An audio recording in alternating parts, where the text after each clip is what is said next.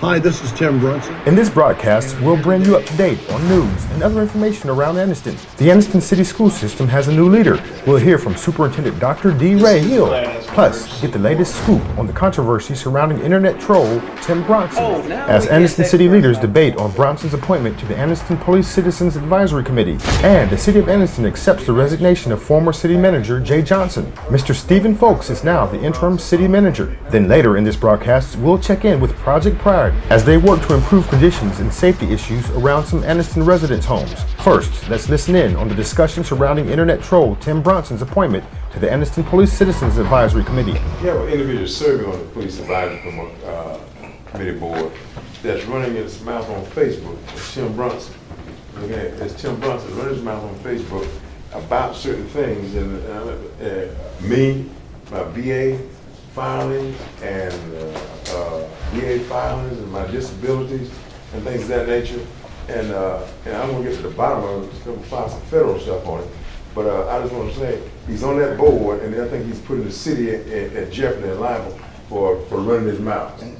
But the Tim Brunson do not need to be on the board. He buys, and then whoever put him on now should at least have enough respect to say we don't tolerate this. I think that we need to pick somebody else. But we just can't let bygones be bygones. You know, personally, I'm gonna do what I need to do. But I think that he don't need to be on there talking about the councilmen and you know, and me and on the NAACP, all this stuff. It don't make any sense. Chief, can you describe what the advisory board does? And does it get any privileged information? No, it doesn't get any more information that is available to the public. And I have 2 appointments on there. Tim is not one of my appointments. However, I will say this in all due respect, I think it's a little hypocritical for Mr. Ray to say that, because he has exercised his First Amendment rights more than any individual that I know. That's just my opinion. The Anniston Police Citizens Advisory Committee has been established to foster better communication between local law enforcement and the Anniston community. Meetings are held regularly at locations across the city and serve as a place for residents to bring their concerns to the community and local law enforcement officials face to face. They're concerned they may not get a fair shake when they come to the advisory committee to express concerns. But did he not violate HIPAA when he started publicly talking about? I understand, but when he started talking about his medical thing to the VA. That's a question for Tim, but I would assume that the only thing he's if I make a request to the VA and somebody gets, how's he getting a hold of this information? Well, look, hold on. We're not going to get into debate over first. We'll just get some protests and things, because let me tell you something, you can be hypocritical and all that stuff, but the thing over here, you're gonna stand for something or fall for nothing. You can't reward and I can understand every time I get ready to talk, you seem like you want to talk it down. I just don't know what we're accomplishing here. What we're accomplishing is rewarding an internet troll for being an internet troll is what we're doing. We're saying get on there and say anything you want about elected officials, and we'll put you on the board and give you privileged information and make life great for you, because you slandering. Any privileged information. I didn't put Mr. Brunson. It's been determined. How has it been determined? You can't say it hasn't been determined. Privileged information. Privileged information. That he received from the police.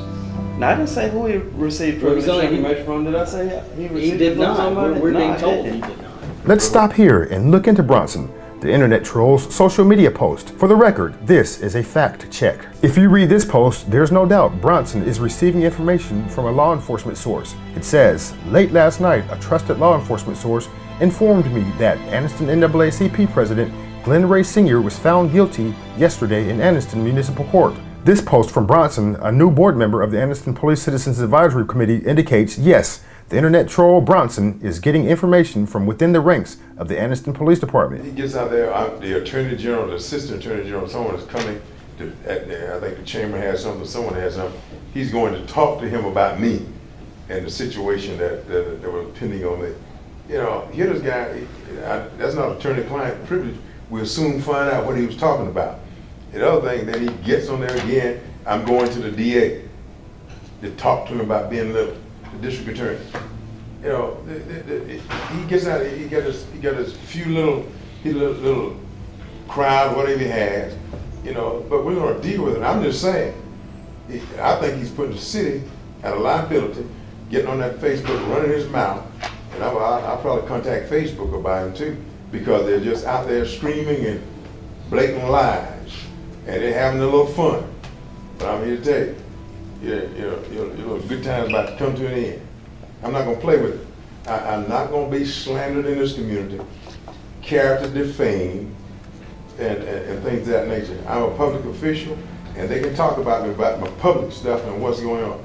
But getting out there lying about it, they don't have the option to get out there and lie. So what they're saying on Facebook, I have a copy of it. And they better doggone be ready to prove it when they get a bus in the court. Next fact check. Councilman David Reddick attended the National Haitian American Elected Officials Network from January 25th, 2019 to January 27th. The trip was paid for by the city of Anniston. Reddick tells us he attended several workshops during the leadership retreat. Reddick met former President Barack Obama's White House liaison for HUD, Karen Andre. Reddick also helps an Anniston organization known as Project Pride. They assist residents who need home modifications and fixes around the house. Reddick tells us he gained knowledge on how better to run Ward 2 in Anniston and brought back important information to share with his fellow council members. So the self-proclaimed Facebook journalist Tim Brunson fired off this post concerning Reddick's trip. David E. Reddick goes on a taxpayer-paid bondoogie to Disney World in Orlando. Brunson goes on to say the city paid over $1,300 for gas, meals, lodging, conference registration, taxi, and airfare. Brunson goes on to say it appears that David found a conference that he could use to cover for his trip. Reddick argues that after business was taken care of at the leadership retreat, Victoria Siplin, Commissioner of Orange County, Florida, offered them one courtesy ride, a free ride at Disney World. Disney World is in Commissioner Siplin's district. Reddick explained that Siplin wanted to show the visiting council members, dignitaries, and other guests the economic impact that Disney World has in her district. Internet troll Brunson was wrong again. That one ride at Disney World was free, a showing of hospitality by Commissioner Victoria Siplin. Troll Brunson goes on to say this was some sort of gathering for elected officials of Haitian heritage. And then him calling me mulatto and stuff like that. All right, let's move on though, because Mr. Little, you've got two more discussion items. But you got your You're gonna blow it past, but the dude is. We got the man on the board. People have said their piece. But no, people haven't said their piece because the man really should be removed from the board. If he's gonna sit on what Facebook is the and call me, mechanism for removing him from the we board? have to vote. Brunson says David is mulatto, his father is black, and his mother is white.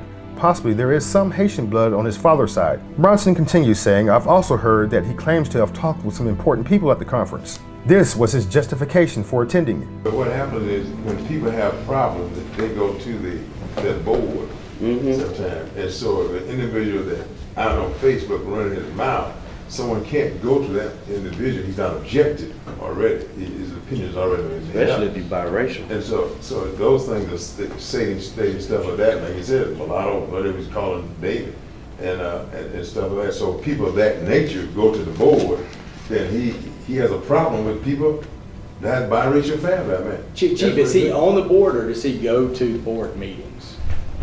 He's the board. He is on the board. Okay. yeah. So He's the newest one. the question. Hey, Mr. Little. Mr. Little. What? Hey, what? Mr. Little. Remember this outburst by Councilman Ben Little back in December of 2018? Don't tell me you sit. This outbreak erupted after Councilwoman Millie Harris censored Councilman Little for going over budget on his travel expenses. Your wife, you get your wife and take her home with you. Say what? Now notice in this video I filmed, Councilman Ben Little was not present while Councilwoman Harris read the resolution. In this slow motion video, notice the internet troll Tim Brunson is present. He's clearly aware Councilman Little has not arrived at the meeting until about 30 minutes after Harris read the resolution. At the time, the broadcast window for this particular television broadcast was also a 30-minute program. So I simply picked up on Little's arrival, and Little addressed the resolution about overspending on his travel. Just behind me, off camera, sat Councilwoman Millie Harris's husband. He called Councilman Little an a-hole. That's when Little violently reacted. Hey, Mr. Little. Mr. Little. What? Hey, what? Mr. Little. Come on, what you want to do? Mr. Little. Mr. Little. What you want to do? Sit. Don't tell me you sit. This is not appropriate, Mr. Little. This It's not appropriate. He'll run his mouth in here. It's not appropriate. Again, you can see the internet troll Brunson sitting along the wall as Harris's husband is escorted out by police. Brunson jumped at the opportunity on Facebook to attack my coverage of the matter. Brunson wrote on Facebook, "Note that right after Ben slammed the taxpayer-owned iPad on the table, there's a cut." That's right, Brunson. We sat there for about 30 minutes before Little arrived. Showing Ben arrive was my point of skipping forward in time to his arrival. It's simple. Brunson goes on to say, the continued childish and somewhat violent behavior that I witnessed was hidden by the editor. Brunson's referring to me. He says, why? Also, this was edited to some degree to show only Ben defending the $1,200 over budget amount. Brunson goes on to say, this is not the first that I've caught the videographer, he's talking about me, Clay, editing footage to twist the truth the way this was edited. It makes Ben look like a victim who was unjustly censored. Finally, Brunson ends this post saying, many people are being misled and making their opinions upon viewing doctored videos. Speaking of doctorate videos, Tim Brunson, owner of Hypnotherapy Solutions for Life in Anniston, claims to have earned a PhD and a DCH in clinical hypnotherapy from American Pacific University. We've learned both are fake doctorates. The American Pacific University is known as a diploma mill. The caption on his website says, "Why choose these titles written and voiced by me? Trust, I have both the experience and education to know what I'm doing when it comes to hypnosis and when it comes to the most powerful part of your body, your mind." It goes on to say, don't you want to make sure that you have an expert to guide you through the changes you desire? Well, Brunson, where's the trust when he's lying about his doctorate? Where's the education when he's lying about his doctorate? This internet troll is fake. Okay, one last fact check on internet troll Tim Brunson, then we'll move on. He says in this Facebook post, Councilman Little proposed that the city use taxpayer dollars to hire the videographer, which he's talking about me, who made his campaign videos to get awarded a sole source contract to make hour-long PSA videos. Let's break down this troll's post. First, I produced paid campaign videos with my video production company for Ben Little and other political clients throughout Anniston, Birmingham, and Atlanta. Keep in mind, candidates are free to hire anyone they want to produce their campaign videos. I do these videos not for any special favors, gifts, promises, or kickbacks. Just genuine, legit business. So Brunson, the storyteller, is wrong. He also says the videos that spotlight the different Anniston City departments are an hour long. Again, the storyteller is incorrect. They range from 30 seconds to 1 minute and a half. Brunson gained much attention, views, and comments on this particular post, which kind of made me look bad, but it's okay. The internet troll's day is here. He went on to make a video about the contract between the city and I, spewing out more information to his Facebook followers. Note, Brunson says thousands of taxpayer dollars are being spent on the video productions. Again, the self-proclaimed Facebook journalist is wrong. To date, Anniston Police produced their own recruitment video. It's on air at no charge. I produced the Anniston Fire Department's smoke detector video at no charge. It's now airing. And finally, I produced a 1-15-second spotlight video on the Anniston Museum. Again, it's not an hour as the internet troll posted on Facebook. Then a Brunson follower responded to his post saying, "Thank you for making us aware of Clay's biased videos." Shameful. Internet troll Brunson post, "Heard at lunch that Clay is a really great guy who is merely trying to make a living. That's good to hear. Every time I have talked to him, he comes across as being sincere. Perhaps he has linked up with some of the wrong people out of necessity." Come on, Brunson, that's more false information. Truth be told, I've been in or around a conversation with Brunson once. After that, Brunson started with his internet foolery, and I kept my distance on purpose, trust me. And Brunson's statement saying that I have linked up with the wrong people out of necessity, that's inaccurate as well. Let's make this clear. No invoices have been sent out for the video work I have done thus far. Check your sources on that now, storyteller Brunson. In other news, former Anniston City Manager Jay Johnson resigned after being on the job a year and a half. Motion to authorize the mayor to execute a employment separation agreement with Jay Johnson, city manager. Is there a second? Second. Council discussion. No, he don't get an apology. I want it on the record, I didn't get my apology, so. Well, I think I would just like to say briefly, I'd like to thank Mr. Johnson for his service. Any additional brief discussion? I want to thank Mr. Johnson for his service, and I want to say how very unfortunate this incident really is. It's very, very a sad day. Thank you. I want to say, Mr. Johnson said he would publicly apologize if my thing was He said he would make me a public apology. I never got it. I want it on the record. I ain't being petty. I'm just saying. We had this the third council meeting we had, and I never got my apology. Mr. Stephen Folks has now taken over as interim city manager. Mr. Folks, we wish you all the best. Thank you for what you have done for our city. Serving as a city employee and then director, I'll note that our Parks and Recreation Department has been multiple times selected as the best Parks and Rec Department in the state of Alabama. So thank you for your service, Mr. Folks. I know to the depth of my being that you are absolutely the right man for this job. And I thank you for your service as our city manager, and I'm proud that you are our city manager. Also, the Anniston City School System welcomed aboard their new superintendent, Dr. D. Ray Hill. Just very quickly, I want to thank the staff that we have here at the district office. We were able to sit down and meet probably for about 3.5 hours. I think I took a great amount of their time and graciously appreciate it. We will have more cabinet meetings as we start to discuss and make subtle changes across the board to deal with different aspects of our school system. But it was a very productive meeting, so thank you to my staff for that. And of course, I will be meeting and carrying out my plan of meeting with more people within the district, as well as out in the business community as well, to gather information to bring back to you some of the plans that we want to make.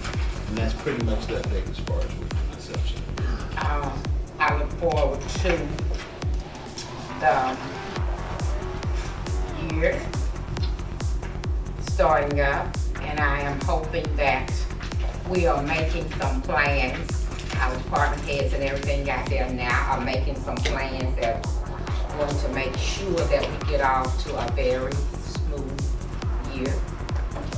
And that's it. Ms. Fraser. I'll ditto Dr. Harrington and thank you, President Houston, to welcome our new superintendent, Dr. Hill. We're very happy to have you. And you have your first board meeting under your belt. Congratulations. I will also I want to publicly thank you. I did have a couple of questions pertaining to the personnel packet, mostly about certification issues. I emailed those questions to Dr. Hill on Monday evening and got very satisfactory answers Tuesday morning, so I appreciate that. Nice to have you aboard. Look forward to working with you. I'm going to be behind you 100%, maybe even 150%, so that we can accomplish the kinds of things we need for the students here in the district. Welcome on board.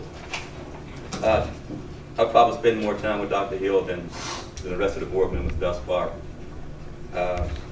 His first day on the job, he got here about 8:40.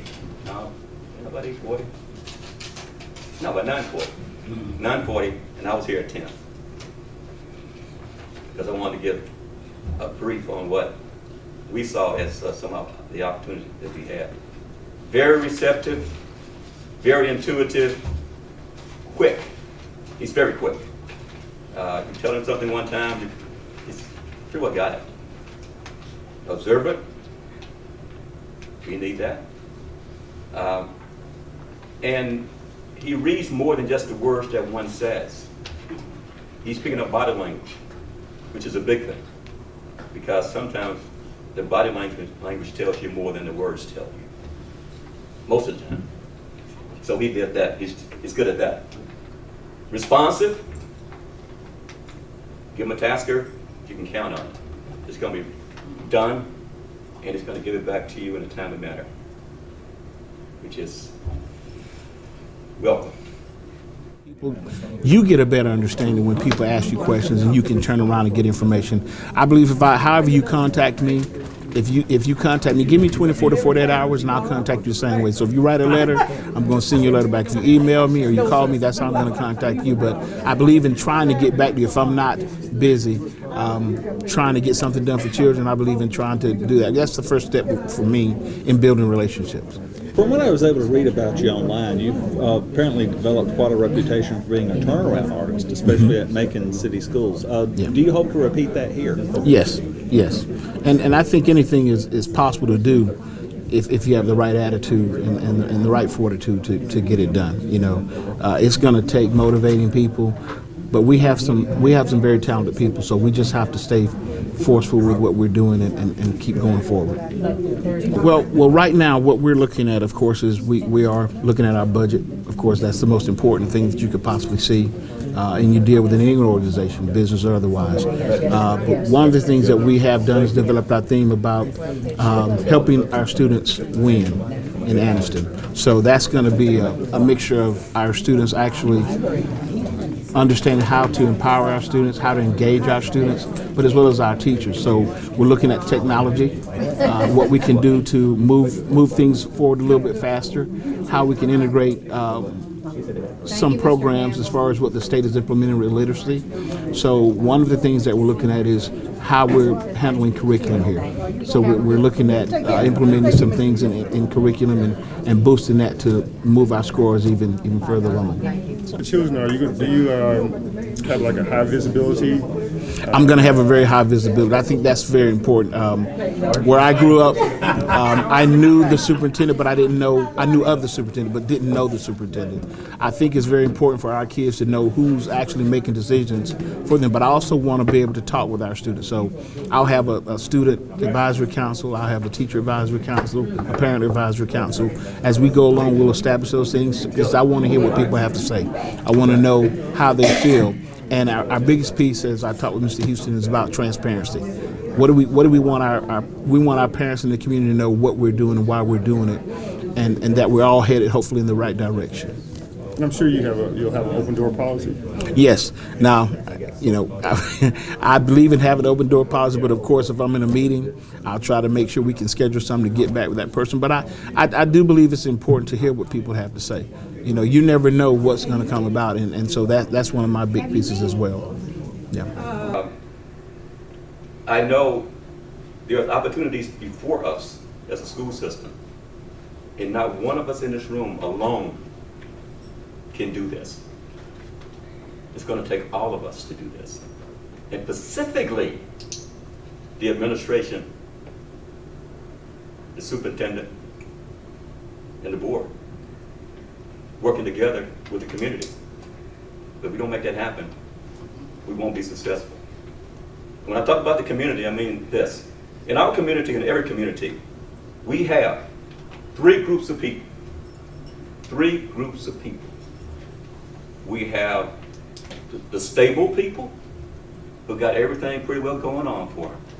Good life, good job, good money coming in, family's good, children's good. Good. Life is good.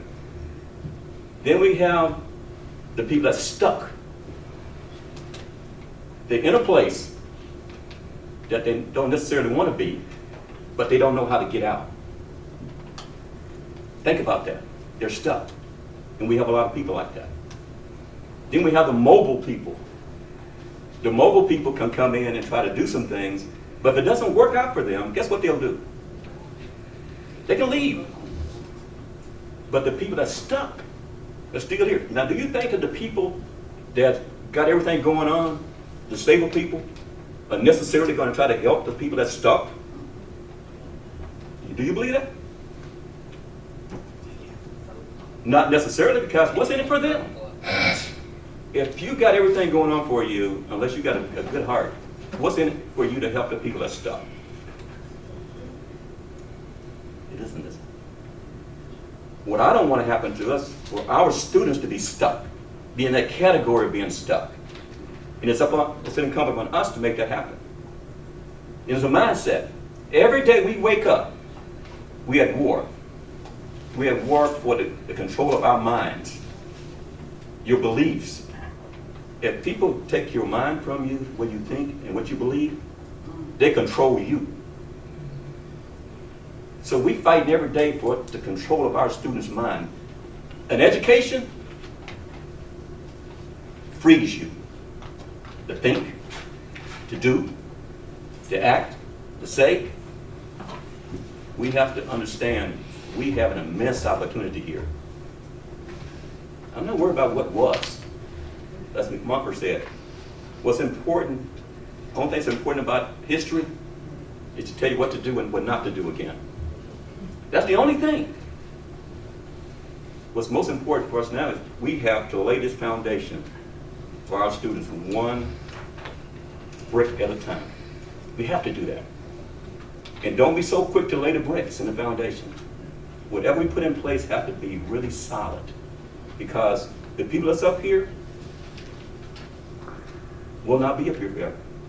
But so whatever we put in place have to be there and withstand some really tough stuff coming, because I promise you, as we get better, the war will get fiercer. Dr. Hill, I said all that to say this. Welcome on board. And lastly, the Project Pride organization was out in West Anniston recently, helping some families with home repairs. The sounds of jigsaws and compressors break the subtleness of a quiet Saturday morning throughout communities in West Anniston.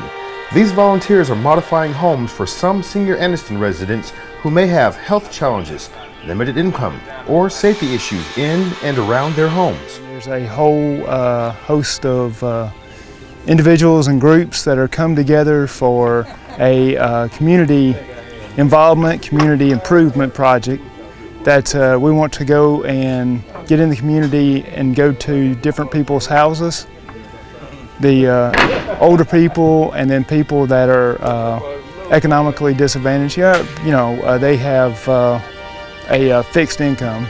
These volunteers have united to help make things a little more safe around homes like this. That is the main priority for this, is to assist our elderly and our disabled. To make their home safer for them.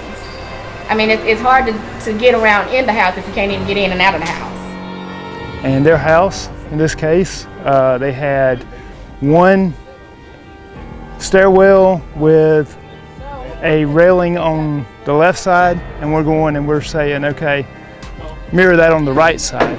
And then they have a short stone porch, and you can see where it could be a problem getting in and out. So we're extending the porch, allowing these people to have a bigger porch, enjoy the outdoors more. Shirley Watts has a brother who has medical challenges and needs safety measures in place to get around. He's handicapped. Okay. He can't hardly get around. No, I won't let that happen to it. Volunteers say this is a way they can give back to the community, and what better way to show love than to extend a helping hand. Bridgewater has always been a company that takes pride in community service, and we all, most of the volunteers today are from Anniston, and we feel it's our civic duty to come out here and help those that need help in small projects such as this. Project Pride, founded by Anjanette English, is for promoting residential improvement. This operation is a collaboration with Habitat for Humanity, Resurrect Community Group, West Anniston Foundation, and the Calhoun County Development Corporation.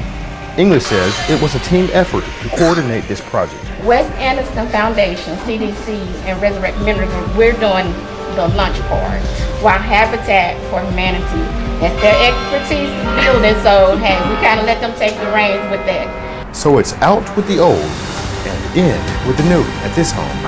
A family member says the help is much needed and welcome. They are building a deck out here on the back for my mom.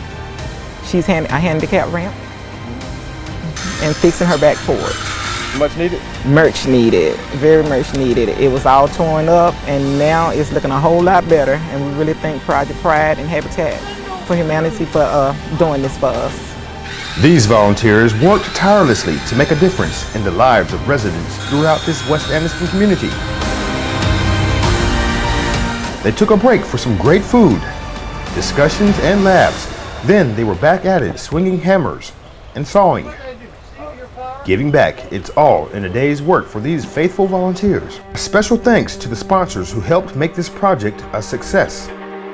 Regions Bank, ABS, Word Alive, Oxford Lumber, Wells Fargo, Bridgewater Interior, Anniston Funeral Services, and the Golden Springs Baptist Church. Thanks for watching. Stay tuned for more updates on the City of Anniston, our Anniston City School System, and other community developments